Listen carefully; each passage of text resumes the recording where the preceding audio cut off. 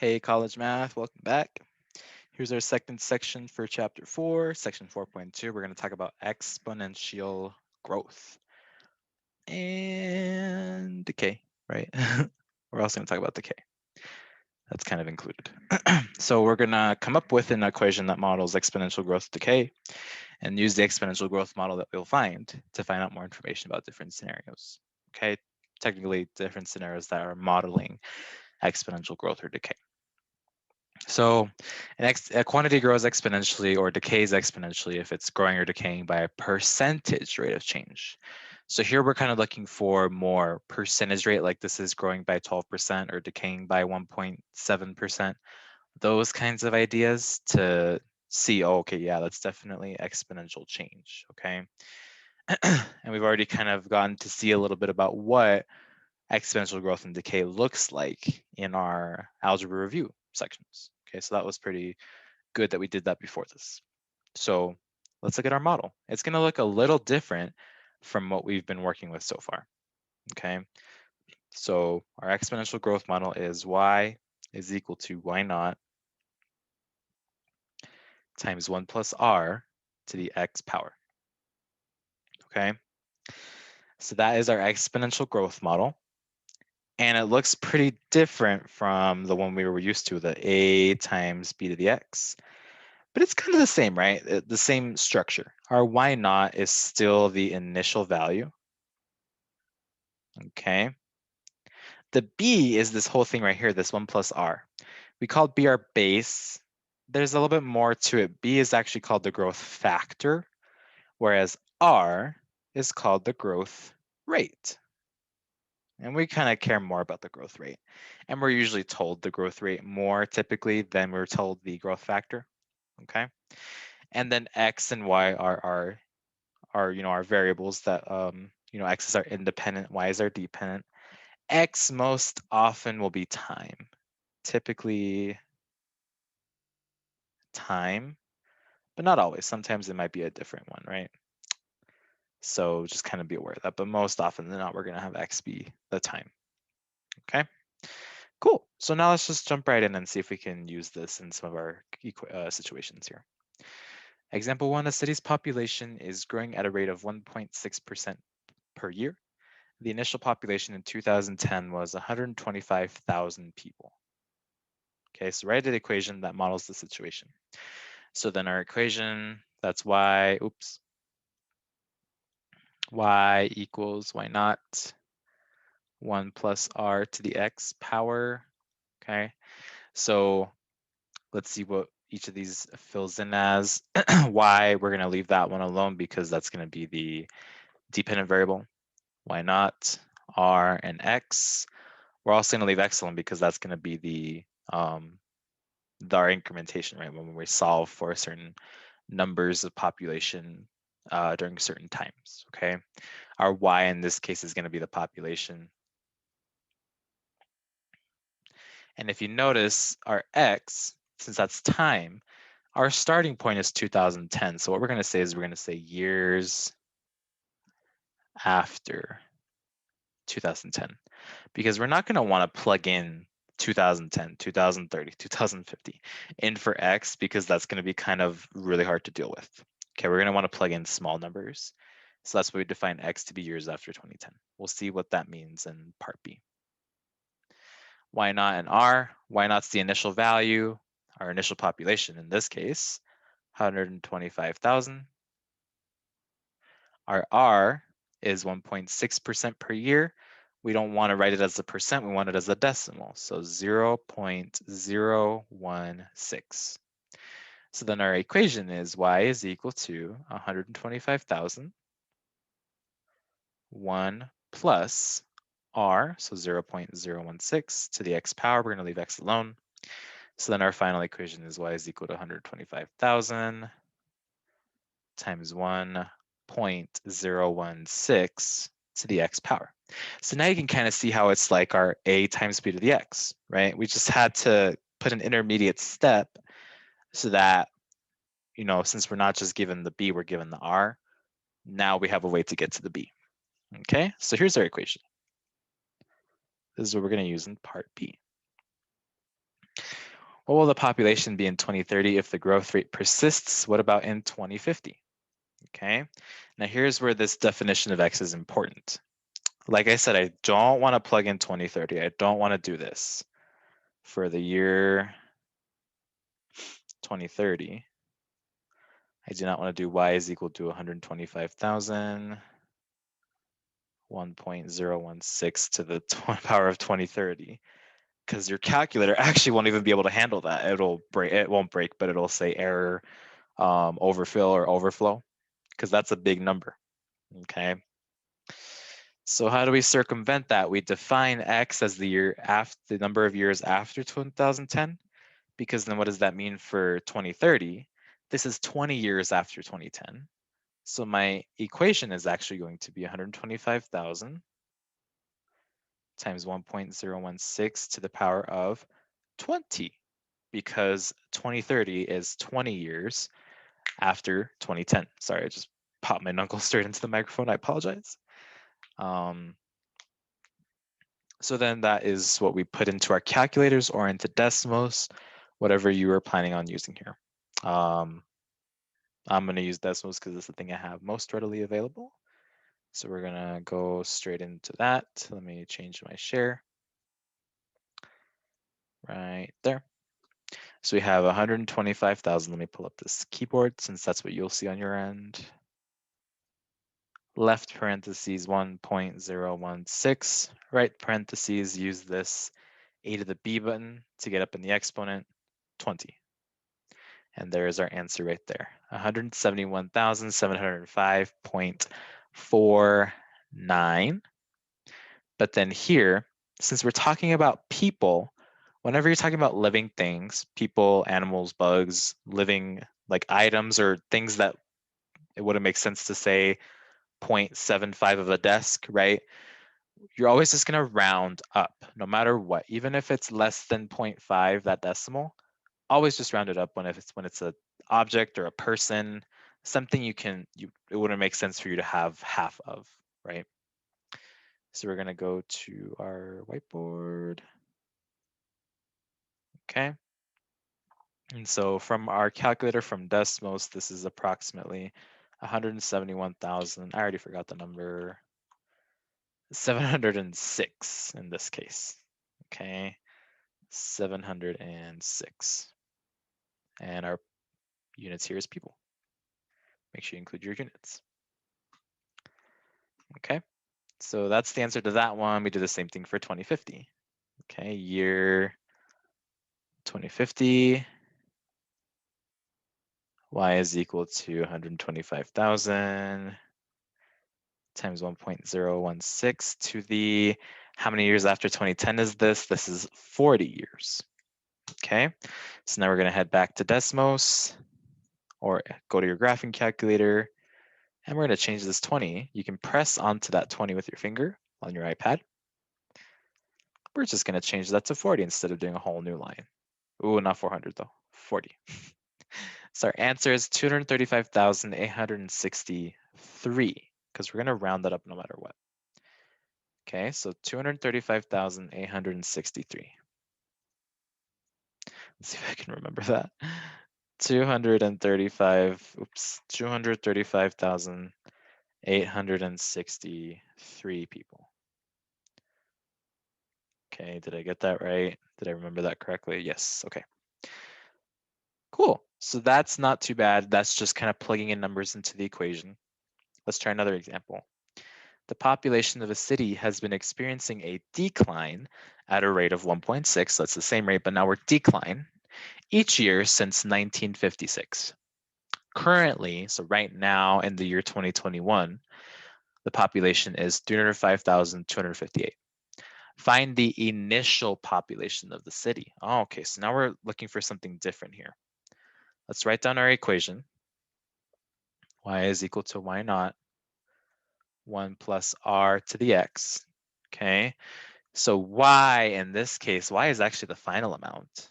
Okay, and here we know the final amount because that's what we have right now, what we have currently, 305,258.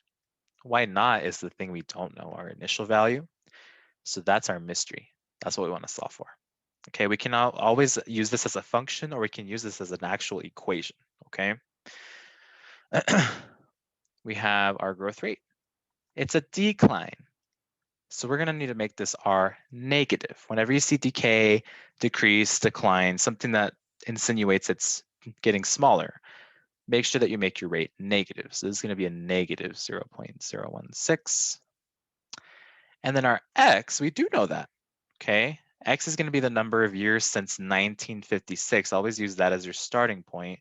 Whatever the problem says, like, you know, in the initial problem, it said 2010 was the starting point. Here, our starting point is 1956. And so how many years is it between 1956 and 2021? Good question. Let's ask my calculator. That is 65 years. Okay. So then now we have everything to solve for why not. So we're going to set it up. 305,258 is equal to why not 1 minus 0.016 to the 65th power. Okay, so 305,258 is equal to why not? Okay, 1 minus 0.016. 1 minus 0.016 is 0.984. Okay, and we're going to raise that to the 65th power. Okay, it's probably going to give us a pretty tiny number, but that's okay. Okay, raise this to the 65th. It's actually not that small. I have really bad predictions. Okay, we get we got a lot of decimals here. So you're gonna wanna make sure if you're calculating this on your calculator, on your phone, or in decimals, make sure you include as many decimals as possible. This is gonna be 305,258 equals why not times 0.35049,465. That should be sufficient. Okay, at least 6, but this is how many my calculator was giving me. It was giving me 8. Okay. So then now notice that this is a number times why not. To solve for why not, we'll divide that over. So we're going to get why not is equal to 358. Ooh, what am I saying? 305,258 divided by 0.35049,465. I was like, where did I leave off? There we go. So now we just divide those two. 305,258 divided by 0.35049,465. Okay, we're going to get that the initial population was about 870,934.8. So that's actually going to round up to 35. Approximately that many people. In what year was this? 1956.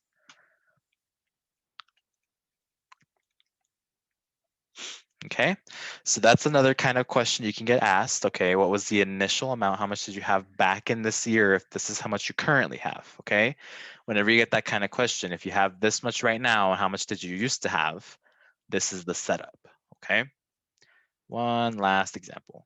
The average inflation rate, often a percentage rate, so we know we have exponential growth, of the US dollar caused a certain new car that used to cost $18,000 5 years ago to now cost $19,583.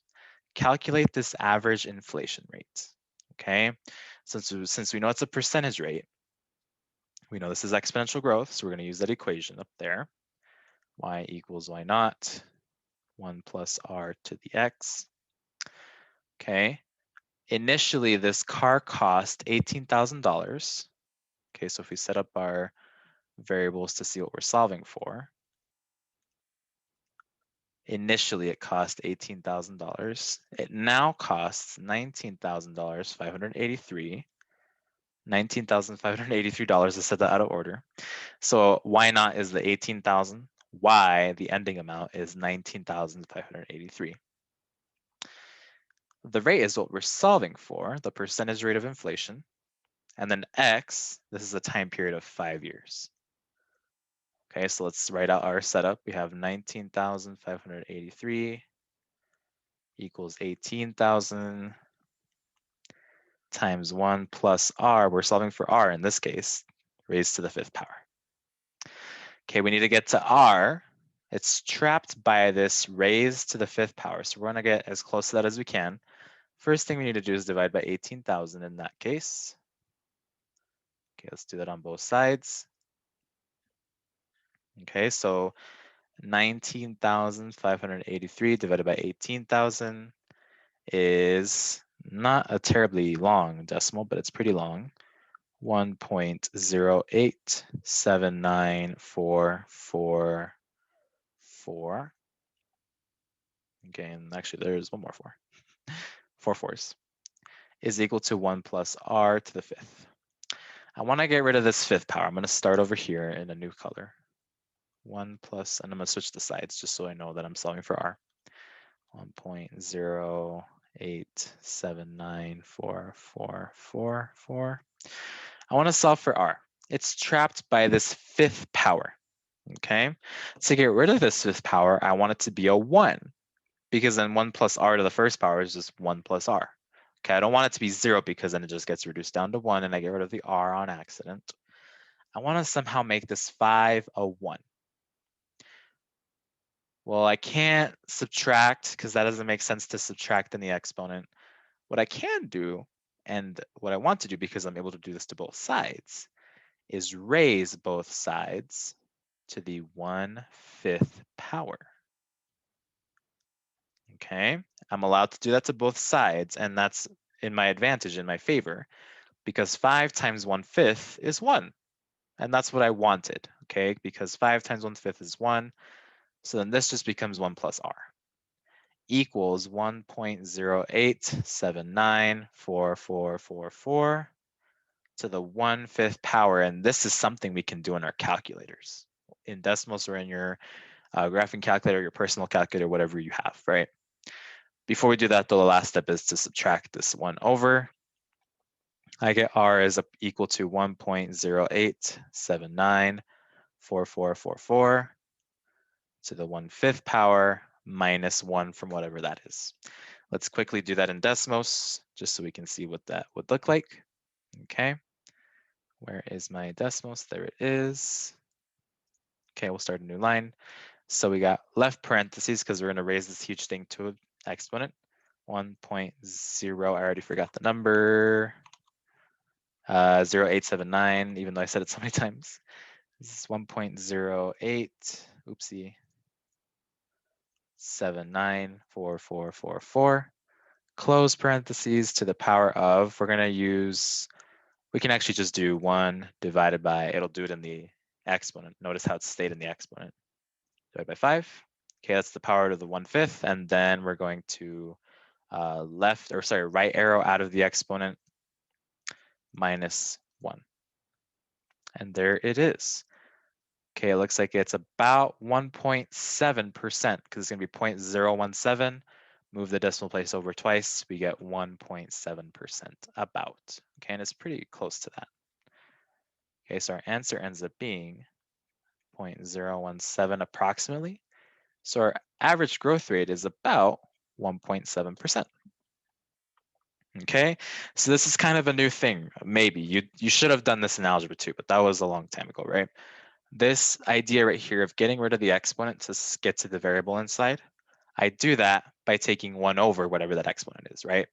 So if I have 1 plus r to the 20th, then I just raise both sides to the 1 over 20th power. Okay?